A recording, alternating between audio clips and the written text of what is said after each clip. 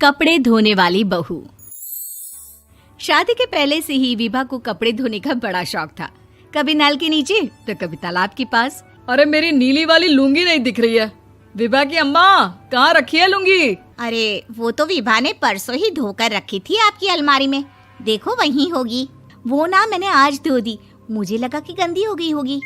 अरे कैसे गंदी हो गई थी? उसे तो मैंने पहना भी नहीं। हे भगवान, इस लड़की के कपड़े धोने की आदत से परेशान हो गया हूँ मैं। जितना तो घर में राशन नहीं आता, उससे कहीं ज्यादा डिटर्जेंट पाउडर का खर्चा है।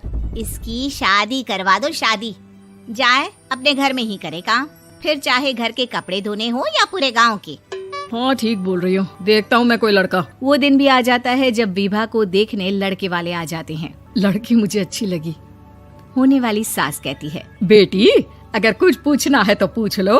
वैसे तो हमारी लड़की बहुत ही शर्मीली है, जो बोल दो वो मान लेती है, इसे क्या पूछना होगा। अरे कैसी बात कर रही हो माँ, मुझे इन लोगों के घर रहना है, सवाल तो कई है। हाँ हाँ बेटा, पूछ लो ना, क्या पूछना है।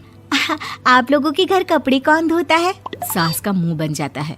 देखो, अगर तुम ये कहना चाहती हो कि तुम्हें कपड़े धोने नहीं आते तो सुन लो, कपड़े मैं ही धोती हूँ, लेकिन तुम्हारे आ जाने के बाद मैं रुमाल तक नहीं धोऊंगी। अरे चुप रहना भाग्यवान, बहू बेचारी घर आई नहीं, उसे डराना शुरू कर दिया। वो क्या है ना बिटिया, अभी तक तो ये कल्लू की माँ ही धोती थी, लेकिन अब तुम्हारे पापा तो दहेज में वॉशिंग मशीन देंगे ही। तभी विभा की माँ बोल पड़ती है, सवाल भी पूछा तो क्या। वैसे भाई साहब, मशीन की तो फिर भी कपड़े धोने की कैपेसिटी होती है। मतलब जो बिटिया दे रहे हैं ना विभा, इसे कपड़े धोने का बहुत शौक है। ये आप लोगों के क्या, आस पड़ोस गांव मोहल्ले सबके कपड़े धो दे और उफ तक ना करे। बाहर देखा नहीं आपने कितने कपड़े सूख रहे हैं? सब हमारी बिटिया ने ही तो धोए हैं। बस भी करो ना माँ, शर्म आ रही इतनी तारीफ सुनकर। और तो और एक दाग निकाल कर दिखाओ तो मान जाओ। हाँ अच्छा, माफ करना बेटा, मैंने गलत समझा। हमें तो रिश्ता बहुत पसंद है। और ऐसे जुड़ जाता है रिश्ता कपड़े धोने का शौक रखने वाली विभा का। उसकी शादी हो जाती है कोयला फैक्ट्री में काम करने वाले कल्लू के साथ। शादी के बाद अचानक विभा चिल्लाती हुई सास के पास आती है। सासू माँ, अरे सासू माँ कहाँ है आप? ये तो धोखा है, धोखा दिया आप लोगों ने मुझे। इसे ससुर के चक्कर के बारे में पता चल गया। अरे तो उसमें तुझे क्यों धोखा मिला है? अरे नल में पानी नहीं आता, कपड़े कैसे कब धुलेंगे?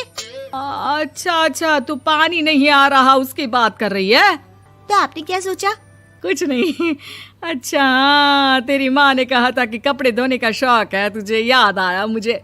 शौक बोलकर कपड़े धोने वाले मेरे जुनून को कम ना आके सासू माँ, कपड़ा धोना मेरा गुरूर है।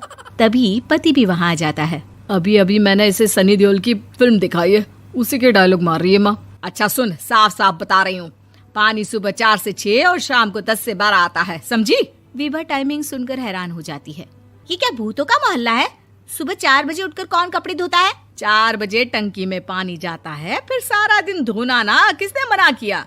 अरे कैसी बात कर रही हैं? 200 लीटर की टंकी में कितने कपड़े धो लूंगी मैं? सुबह ही उठ जाऊंगी मैं। अब क्या था, विभा सुबह 4 से लेकर रात के 12 बजे तक कपड़े ही धोती रहती।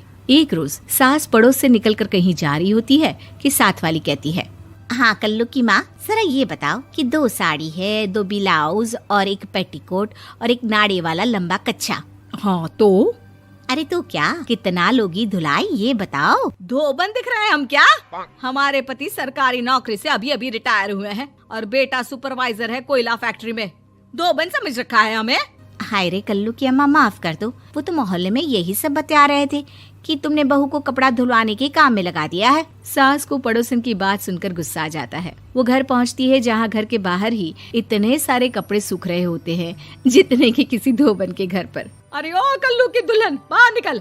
माँ जी यहीं आ जाओ, बाथरूम में चादर धो रहे हैं हम। अरे अभी हम धोते हैं, तुमको बाहर निकलो। ये आस पड़ोस वाले बोल रहे हैं कि हम बहू से कपड़े धुलवा कर उसे कपड़ा धोने वाली बना दिए हैं। अरे छोड़ो ना माँ जी, किन लोगों की बातों में आती हो?